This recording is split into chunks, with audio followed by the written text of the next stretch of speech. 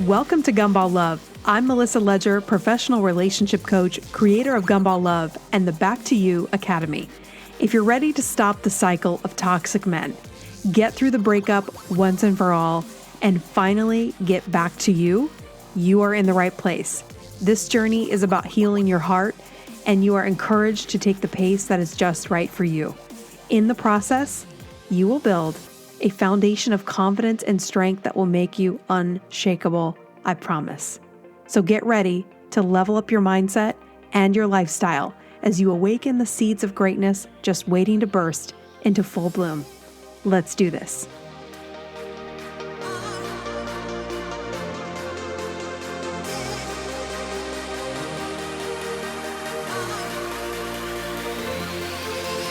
Welcome back to another episode of Gumball Love. I'm your host, Melissa Ledger. All right, today we're going to talk about what I think is a very common problem, anxiety.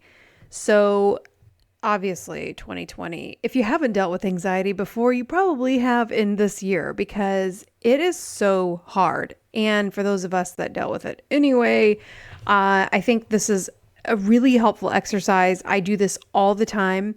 And I actually just tweaked it and I did it on my own. And I thought I should tell everyone what I just did because I think it will be very helpful for you and very grounding. So I feel like, I don't know about you, but anxiety makes me, when I let it take me away, it means that I'm not grounded in reality. I am allowing thoughts and situations of which I have no control me. So there was a quote by Caroline Leaf, I believe. I think I've posted it before in my stories, but it was something along the lines of anxiety is focus on things that you really can't control or trying to control things that you can't. So you really never had control. All you had is anxiety, something along those lines. It was said much better than that. But essentially that's what it is. If we have anxiety, we are focused on things we cannot control. And so what I want you to do, and also as a side note, our female hormonal cycle has a huge impact on how we are feeling emotionally. So anxiety will be much higher during your PMS times. I have an app on my phone called Maya. I've had it forever. It tracks my cycle and it comes up with reminders like, hey, you might be feeling irritable today, or this is what's going on in your body right now. And so this is what might be causing this feeling or that feeling. Or when we feel like, oh my gosh, my appetite is just so crazy. It's when you know what's going on, you can label it so you don't feel out of control. So as much as we can be aware of, okay, this is what my body's going through right now. This is where I am in my cycle. And then this is what's going on in life. So the way I think of managing anxiety, because I don't really know that we can stop it entirely, but what I mean in the title is stop it in its tracks when it's sneaking up on you or when it overcomes you. A lot of times anxiety for me will be at night. I'll lay down and then everything starts to overwhelm me.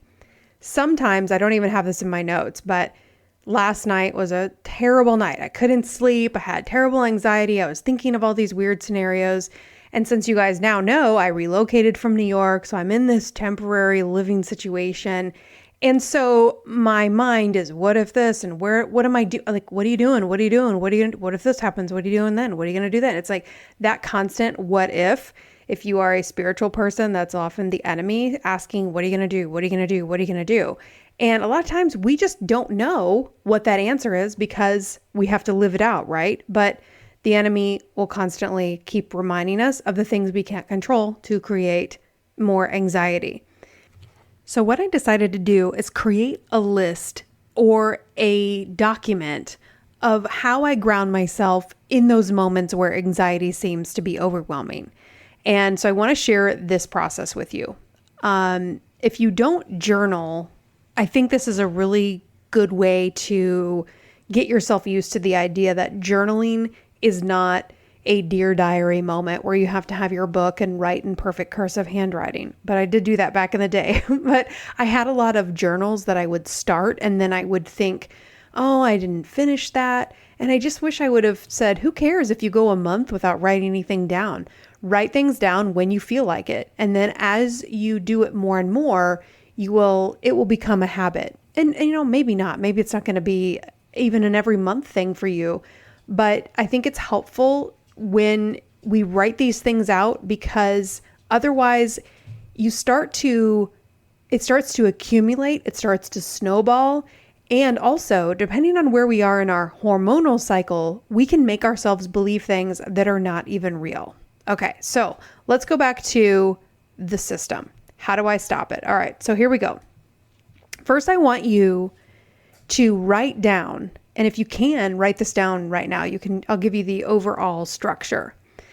So you want to write down the things that you do have right now that make you stable. The things, and I want you to get to the most basic of survival first, okay?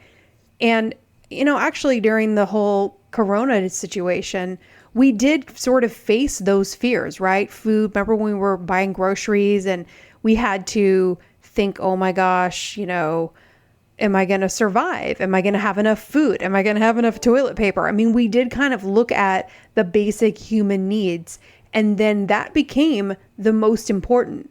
So as you think back to that time, you probably weren't focused on other little minor stuff, because when it comes to, am I going to live or die? I mean, we were looking at and still looking at this virus, how it affects different people. But in that beginning, we were looking at, oh my gosh, I remember, I think I told you guys on this podcast, I stood in the grocery store crying because I realized I'm actually buying canned goods and I might actually need this. And what would that mean if I needed this? It means that I'm basically fighting for my own survival. And that is scary, right? However, now we're out of that emergency stage and things are available to us again. So write that down. I have my home. I have physical security. Do you feel safe in your home? Do you feel like you can lock the door and sleep at night and not worry? Do you have a job? Do you have the ability to pay your bills, pay your rent, all of those things, like the basic necessities? Do I have food? Do I have water? Do I have shelter? Do I have the things that meet my basic necessity needs? Okay, so you start there. And I know this sounds a little bit basic, but that's the point. You start off with, I have the basic things to get me through life. Then you go to the next basic things. Do you have your physical health? And I want you to think about, well, I also do this. Okay, so I'll lay in bed and say, okay, I have a job. I do feel safe at home. I do have the ability to pay my bills.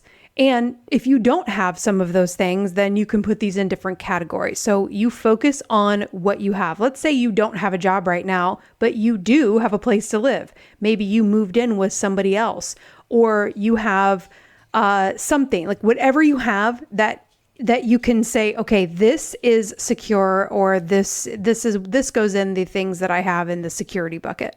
Okay, so after you've determined your solid guarantees, then you go to your health. Can I walk? And I know this sounds, again, basic, but there are people that cannot walk. They can't. Can you wiggle 10 toes right now? Can you wiggle your 10 fingers? Do you look at fingernails? Are they manicured? Like, that's even further down the list. But if you can walk, you can talk, you can wiggle 10 toes and 10 fingers. You didn't come home from a war missing limbs. You know what I'm saying? Like, look at the things that you do have as those basics. And I'll get to why these things, you'll reflect on these. Obviously, you're a smart girl or a guy if you're listening, but I want you to just keep it that basic. So I have food, I have shelter, I have physical security. I can walk, I can wiggle 10 toes and 10 fingers. Can you see? Can you look out the window? Can you hear? Can you taste food? Can you smell? Do you have basically all five senses intact, because some people are struggling with that every single day in some aspect. And so we can let our anxiety about other issues carry us away, but we need to, this is what I mean by grounding. Okay, I have these things. I have the basic necessities. So if you're a yes to all of these, and then you can say, yes, I am actually physically healthy. Now, months back, I didn't feel physically healthy. Before I left to New York, my stomach was really bothering me. And I would get to this point and I would think, I don't know what's going on with my health. And so finally, and I say finally because I let the anxiety build for too long, and I just went to the doctor and said, I've got to figure out what this pain is. And so we did an endoscopy, and I was lactose intolerant and also intolerant to sugar and carbohydrates. So wah, wah, wah, sugar, carbs, and dairy. It was like, what a bummer. So, but I actually could understand why I was feeling the way I was feeling. And so then what was anxiety and unknown is now I have a label. I know exactly what it is. And so when it comes to health, you have to get your checkups, right? So you have that understanding. This is what we do even in the Back to You Academy. It's one of the first things I have you guys do is get all of your doctor's appointments, your dentist, your OBGYN, your annual physical, and look at all of those things so you know, yes, I am healthy. I just got sometimes we have an ache or a pain, but if you've just had a recent blood check, you know, okay, well, I can eliminate a lot of things because I've just gotten all these things checked. And so you can rest a little bit easier. So this is how we manage anxiety. So we look at the basics. We look at, I have these things. Yes, I am healthy. Or if you have a health issue or a couple that you are managing it the best way you can. So again, I don't want to get too caught up in the specifics, but I want you to just recognize where you are healthy and your basic needs being met, your five senses, your fingers, your toes, your toenails, your fingernails, all of those things that are intact. Okay. So even above our relationships, our physical health, if you don't have your physical health, you can't even enjoy those relationships like you normally would, right? Because your physical health stops everything in its tracks. If you are not taking care of yourself, everything else is affected. But if you take care of yourself first and you make sure that all those ducks are in a row and you're doing what you're supposed to be doing, taking your vitamins, blah, blah, blah, that's how then we have something to work from. Okay. So now we can move on to friendships. Who are your friends? Who can you call? Who can you text? Who can you depend on? Who do you rely on? Make a list of those people. So basically we're listing our assets, family members, good ones, great ones. Sometimes you can look at your family and be super annoyed. Have you ever done that? You're like super annoyed at a family function. And whenever I'm annoyed at a family function, I always think, wow, but look at all these people that are my family. I have a big family. I'm very lucky to have that. I'm very fortunate to have so many people in my family that I can actually have so many personalities that I can be annoyed. But there's a lot of personalities that don't annoy me. And some of the ones that are annoying me don't annoy me all the time. And maybe I'm the annoying one. But I just try to always mix that gratitude in. So this is, yes, you're starting with gratitude, but for me, I need to list it out. So when I'm worried or fixated on one particular thing, I can reground myself and calm down and say, okay, but you do have these 5 things, or you do have these 10 things. Okay. So once you write all of these things down, I want you to write this down in a document you can print out and you can put in your purse and you can put by your bed. And so when the anxiety hits, you actually can say, okay, I'm not going to let these thoughts run around. And because I used to, up until this point, actually, I was thinking, I keep journaling things, but then it feels like the anxiety will take me and then I have to re-journal it. And so this exercise was actually born out of how can I ground myself so that I don't have to journal through it every time. I felt like I was sort of reinventing the wheel, going over some of those same fears and anxieties. Because right now we're sort of in a state of pause, right? The whole world is. And so I don't do well under this. Everything went on pause from what I was doing with Gumball Love to where I was living. And it's still, I still don't know what the future holds. And so when there's an unknown, we start to try to fix things we can't control, and then that breeds anxiety. And so I was writing that out, but I needed something to say, okay, if I don't want to start writing at 2 a.m. when I need to be sleeping, what can I do? What is a tool I can use that will immediately set me straight, no matter what the hormonal cycle is doing? Do you hear me? I mean, sometimes being a girl, it's like, am I crazy right now? I don't know, but it sure feels that way. So you ground yourself in the basics. And then I also want you to think of, so you think of your friendships, you think of your family members, you really think about the resources that you have. Then the next thing I do is I think, what do I have access to? Things as simple as Wi-Fi and coffee. I swear, those are my two things. Give me Wi-Fi and coffee, I'm good to go. So those things are huge though. Having Wi-Fi is about having access to the world, to the internet, to social media. I can reach out to you guys. I can talk to friends. I can see, you can log on to and watch a movie to communicate with people across the world. You have access to so many things. You can Google things, you can learn, you have resources. If you want to write a book, if you want to travel. So that's a huge thing to have access to. Can you order food? Do you have access to restaurants, movies, online programs, teachers, free YouTube videos that you can learn a new skill or task, whatever? Like all of these things are amazing. So that's very broad, but I want you to think about, what do you specifically have access to that is pretty cool? Think of people, think of resources, think of all the things that are at your fingertips or within your reach or within your network that are assets.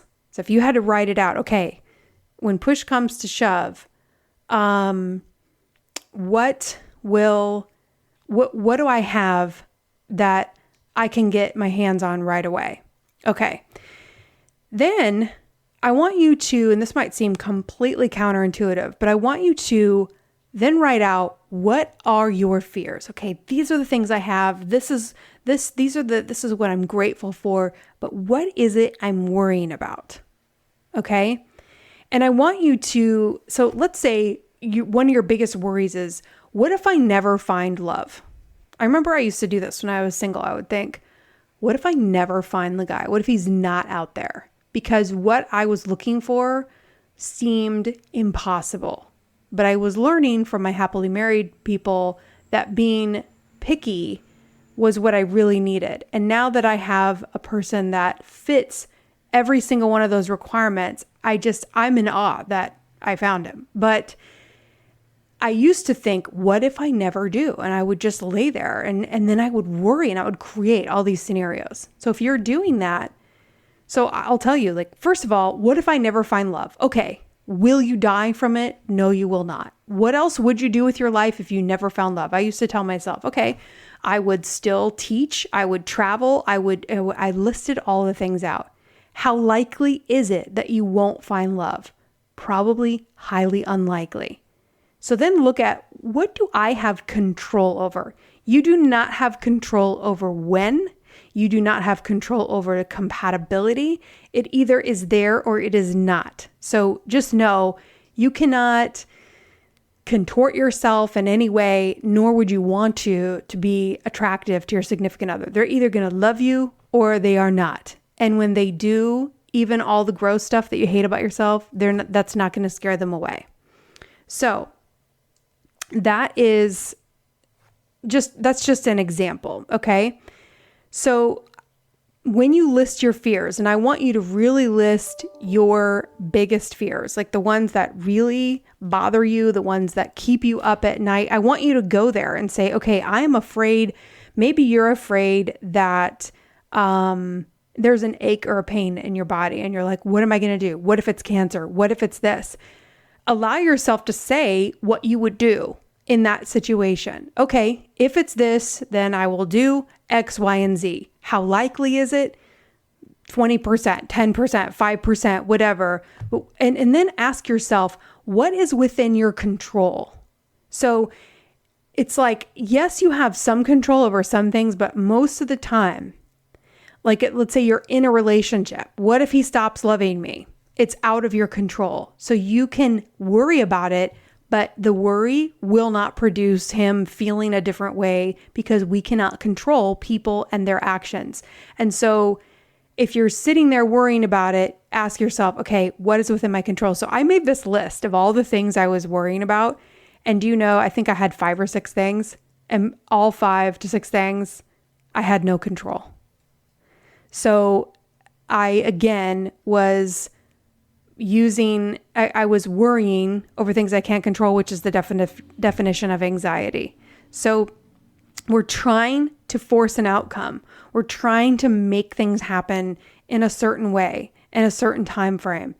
And that constant push inside is what's creating the anxiety. And so you have to stop that, stare it in the face and say, I do not have control over that.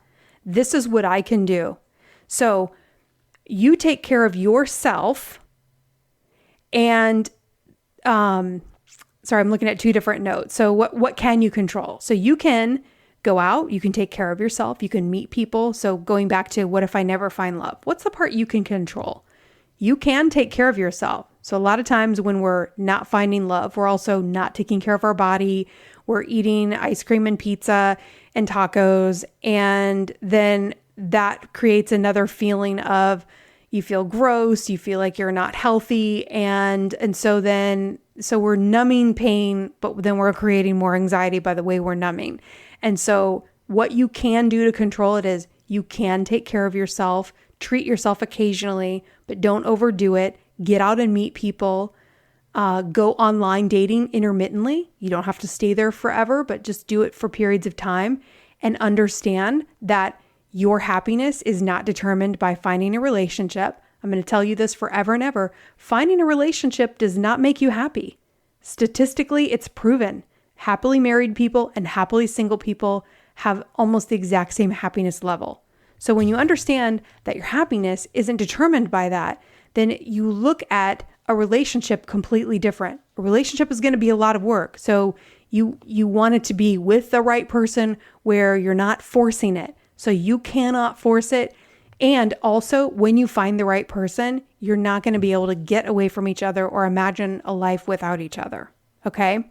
So you do what you can do. And I want you to really list out, this is my worry. This is what I have control over. This is what I do not have control over.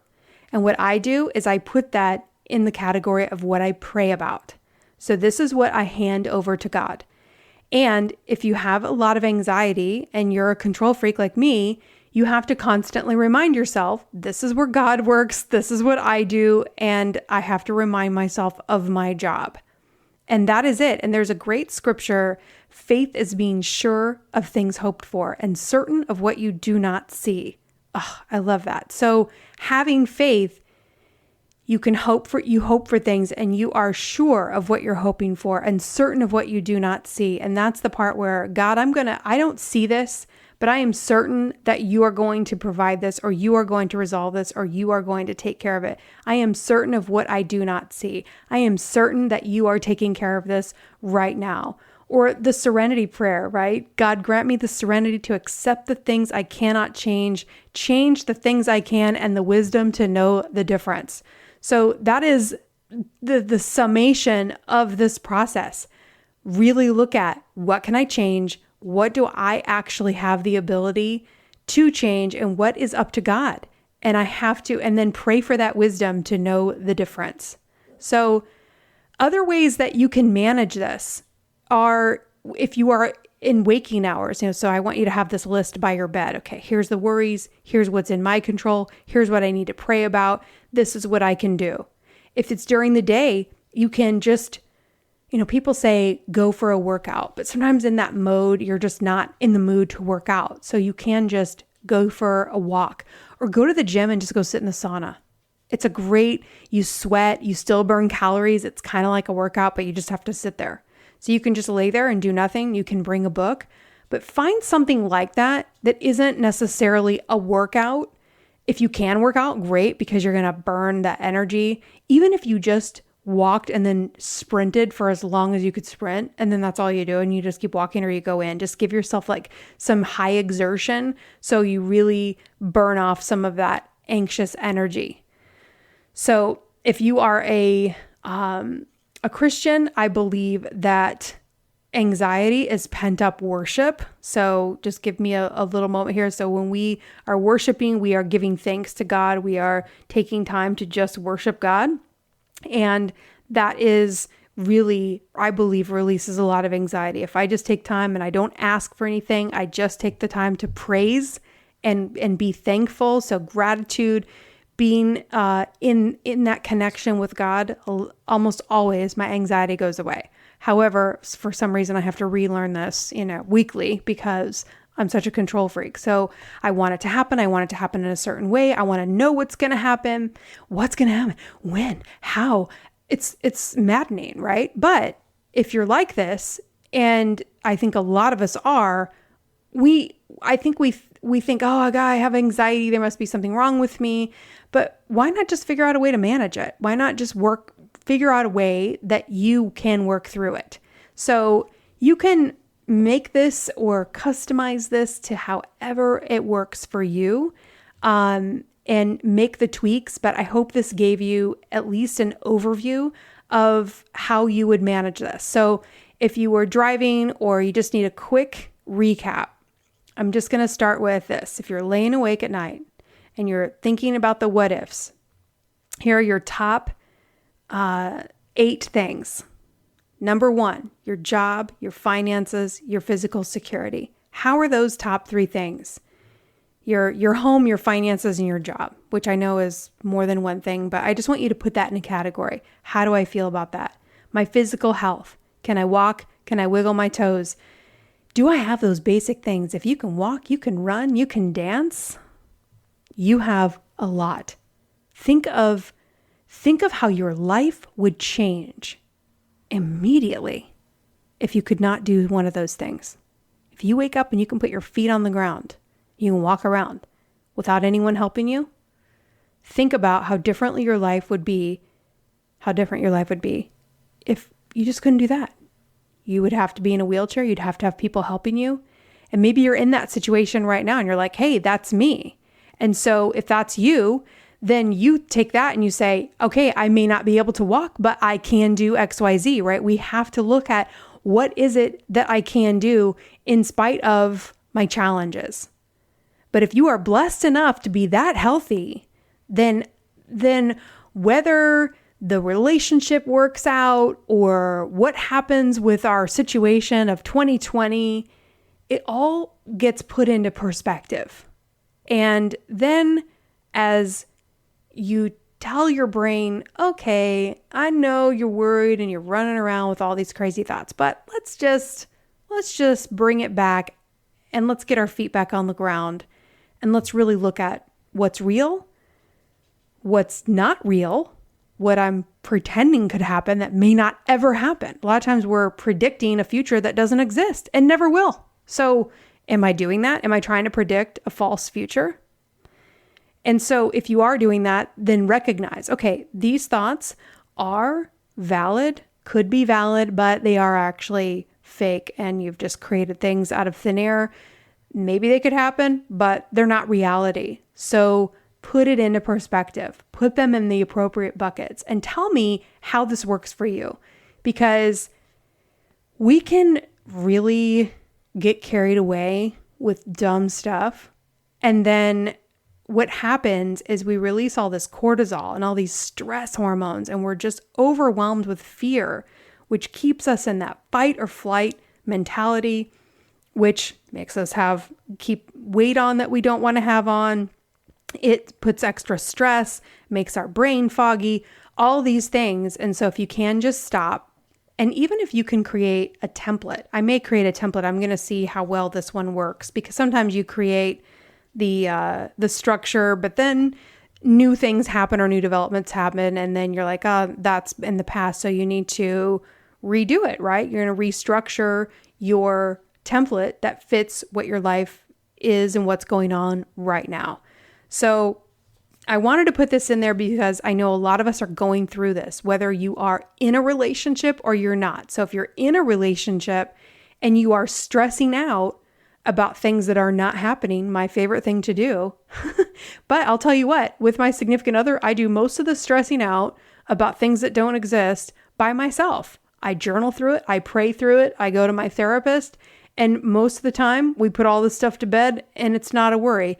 The things that I do think about, I can put this into perspective, right? We don't want to, hey, significant other, let's fantasize about all the things that could go wrong and calm my fears. Now, not going to lie, I've done it more than once. However, when you can write these things out and you can stay grounded and you have your own tools and resources, you're so much better to your significant other, because this is not, your anxiety is not their responsibility. And although they love you and they want to be there for you, and they will, the right person will be there for you. I would never want to test this with my love, but you know, like I remember with different relationships where I would get anxiety, there was no compassion, or it was stressful, or they would get frustrated, and maybe rightfully so in certain aspects, because I hadn't matured. I didn't understand what was going on. And go back to anxious attachment disorder, which I hate saying disorder, but those of us that have anxious attachment, if we can look at what we're anxious about and connect it to that as well, then you can go, oh yeah, that is what I'm feeling. And so that syncs up with anxious attachment, which really has nothing to do with what I'm associating it. So actually that's just me in my own head. Those fears are real in my body, but it's not actually being created by the relationship itself. So something I want you to ask yourself too is, in a relationship, when you have fears about certain things, do you have the evidence to support those fears? So that could be another part of this template. This is what I fear will happen or is happening. What evidence do I have that supports that fear? And then you really see the evil little devil that anxiety is. And it's most of the time not real, never going to happen. However, that feeling is so real. And it can really be debilitating. And so another thing just to remember to do, it's so funny, my watch just told me this, breathe and drink water. I will tell you, sometimes when I have anxiety at night, I will realize I'm thirsty. I didn't drink enough water today. So dehydration will make me have anxiety. So dehydration is a huge thing. So when you wake up or you're having anxiety, don't be, I always have a bottle of water right on my nightstand. Drink water, not too much before you go to bed. You'll have to pee, but make sure you're getting hydration, and just set up reminders for yourself. Put reminders in your phone. Did you drink water? And take your vitamins. Did you get enough food to eat today? If you didn't work out or you didn't do any sauna or steam, all these things are what help alleviate these things. So when you deprive yourself of all the tools, of course, what do you have left? I mean, it's like, and sometimes life does this where I didn't eat very well. I didn't drink any water. I got super busy. The emails ran away. And then now I have all this anxiety. And so if you have nothing, do this list, write this out. And then once you've written it out, keep it with you. So when you have those thoughts creep up, remind yourself, okay, I'm floating away and letting all this get to me. I'm going to review, I'm going to reground and reset. Hey guys, one more thing. I finished the podcast and then I went on Instagram and I saw Mel Robbins talking about procrastination. And I started to think about how procrastination really leads to probably the root of our anxiety. And she was saying how she was 24 hours from finishing a manuscript of a huge book. You know, she's got a big publishing deal, and she was cleaning out her refrigerator. Have you ever done this? You've got a ton to do, yet you're like, hey, I really need to clean out this drawer that I haven't looked at in 6 months, but now it seems like the most important thing to do. And she was saying we're doing that because we're trying to get relief from the stress of the deadline. And so she said, you can choose to allow yourself the break, or you got to push through it. But I was thinking about how anxiety builds because sometimes we are avoiding something. We are procrastinating on something, or maybe multiple things. And so then the anxiety from not doing that bleeds over into these other areas. And that's how I know we blow things out of proportion and we make a minor problem or something we're anxious about into a much bigger thing. I've really noticed, I'm quite amazed at myself of how I can take something that I'm a little bit worried about and then give me some time in bed, tossing and turning. And then I have created it into, yeah, man, we've really got to, yeah, I will make grand decisions. And then the next day I will think, wow, how did I ever get to the point I was feeling that way? Isn't that amazing how your brain can just get you to that fearful, yep, that's over. I'm going to fail at this. There's no way this is going to happen. It's just, and you're like, I believe a lot of that can be hormones and anxiety. And then that combination can really make us or blow it so far out of proportion. So I was thinking about procrastination, and I was thinking about this format or template that I've given you to manage. So stop it in its tracks, evaluate it, figure out, okay, gain perspective, right? So it's a mindset shift is really what this exercise is and was for me. And so I wanted to share it with you. But I started to think about procrastination and how that although it's a great method, it just brings us back to status quo. It just brings us back to level. But the exercise I gave you doesn't take you forward. So I wanted to just record a few more minutes to say, okay, now that we have things in perspective, now that we're looking at the grand scheme of things, we've proportioned what we're stressed about, we realize what we can and we cannot control. Now let's go on the offensive. Now let's say, okay, now what can I do to be the best version of me? What does the most confident version of me look like in a relationship? Am I showing up scared and feeling insecure? Or am I showing up saying, I know I'm worthy. I know I'm valuable. I know what I bring to the table. Like me or not like me, this is what you get. I mean, I think we really need to shift into that. And it's tough, right? Because when you fall in love, you are vulnerable and the person has the power to absolutely crush you. I mean, that is what is scary about love, is that they do have your heart in their hand. But if for some reason love comes to an end, you can recover from that, right? You can, heartbreak doesn't last forever. And so we can look at it that way, but we also, that's where we're looking at it from a place of fear and doubt and worry. And so once we overcome that, we need to get on the other side of it, and we need to build some momentum that takes us on the offensive. And so I wanted you to start thinking, okay, once I've level set, once I have said and done these things and these exercises, now what am I going to do to get myself out of the hole? Because we don't want to be susceptible to falling back in. Just because you got yourself to level, you want to get yourself even further away from that point so you're not as susceptible to falling into that black hole of worry and anxiety. So my best tip for you, and I'm going to be doing the same thing, is regardless of what has happened in the day, look at how much time you have left and ask yourself, what can I get done? Emails, a quick workout, organizing something, making the bed, picking up the laundry. My trifecta, trash, dishes, and laundry. I've talked about this forever, but collecting the trash, getting your laundry started, sorted, whatever, but so there's no clothes. And then putting away dishes, starting the dishwasher, emptying the dishwasher. So there's things that we can do that can pile up on us. Or maybe it's you haven't gone through your mail. Maybe there are bills that are a little bit overdue. You need to get paid. There's all these things that weigh on us. And sometimes when we're procrastinating and we're worrying and we have anxiety, that anxiety is built up from the procrastination, and then it's focused in the wrong area. So let's manage the anxiety. Let's get ahead of it so that when you're laying in bed, there's not pressure coming from another area that's confusing an issue that really is not as big as you're making it. I hope I'm making sense. So what can you do today to get some things knocked off your list, but then taking it a step further, saying, what does the best me do? When have I been at my highest performing levels?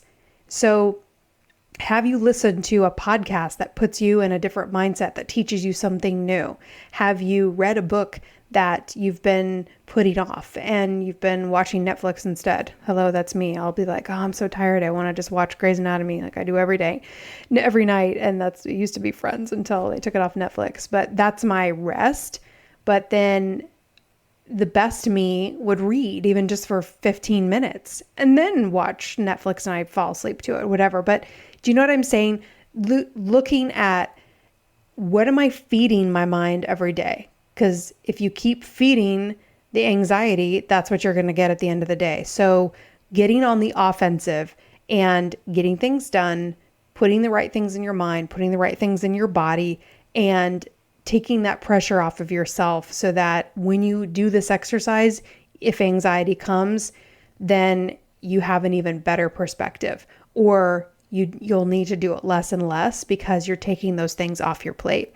So level set, go on the offensive. So think about that. Okay, what is going to make my mindset look at these things in the best, most positive light?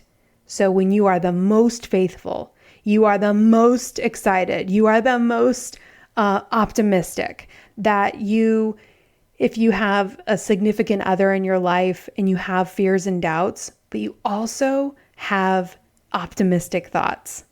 What if it works? What if it goes well? What if this person really is the one for you? And you think of everything in the most positive light. When you think back to when you were falling in love or the very beginning, get yourself into those mindsets instead of going down weird paths that you don't even know are going to happen. What if your work situation or your side hustle or your passion does work out? What if, there was a point where I didn't know if Gumball Love would resonate with anyone. And so I put it out there. And it's helped so many people. People are married. People have had babies now because I decided to start talking about this and put myself out there. And I was scared. But now I know it does work. And even in the process of it working, I would think, oh, is it going to be, or what are psychologists going to think? I had to let go of that and go, you know what? I don't care what psychologists think because I know this helps people. And so I had to keep pushing myself. So that was me getting on the offensive. And now I see what if it does work? It does work. It does help people. Does it help everybody? No, it's not meant for everybody, but there are people it is meant for. So think about that. Whatever is inside of you is meant for certain people. My friend Kelly Lynn Adams said that your message or your gift will be a message that, like she said, everyone is assigned to 100,000 people. There are 100,000 people that need to hear what you say in the way that you say it, that they won't ever hear it from somebody else, even if they're saying the same thing. So lots of people talk about relationships, but if I just take on that responsibility of a minimum of 100,000 people that need to hear about Gumball Love and my perspective and the way I was given this gift by God, if I just let this out, at a minimum, there's 100,000 people that need to hear it in the exact way that I'm saying it. And the same thing goes for you. You may think, well, I'm saying the same thing a lot of people say. Yeah, but not everybody's saying it is exactly like you are. And so when I took a hiatus and just focused on my clients, a lot of you said, I've missed you. I needed this. And there's a lot of content out there, but it's not the way that I'm saying it, right? And that's why you're listening to this podcast. So I want you to think about when you're going on the offense, what is it that I do that I love that no one else does like me? And that's what gets you out of the woe is me, what if something happens? Because really anxiety is kind of selfish too. We're really focusing inward, we're focusing on ourselves. And so maybe I think I'm going to put at the top of mine, get over yourself, because we can really get focused inward and then we stay there and we become selfish. And so we need to focus on others and when we're focused on helping others, that is when we are our best selves. I believe when you're acting in your gift and you're helping others, that's when you are at your best. You may not be at the pinnacle of your career, but I don't know, is there really a pinnacle? I feel like there's so many stops on the journey that even that's something I've had to let go of trying to always be at a certain part of the journey instead of just enjoying each step of it. So I wanted to leave you with that. Let's not just do the exercise so we can go to sleep at night. Let's take it a step further, get on the offensive, look at what we're procrastinating, look at the other things that could be contributing to it, and just not having to be perfect about it. Just if you go for a 1 mile walk, it's better than a no mile walk. If you just breathe for a minute, it's better than breathing shallow for that minute. You know what I mean? Like, give yourself permission to do it imperfectly, but even those little tiny things will take just little bits of weight off of you.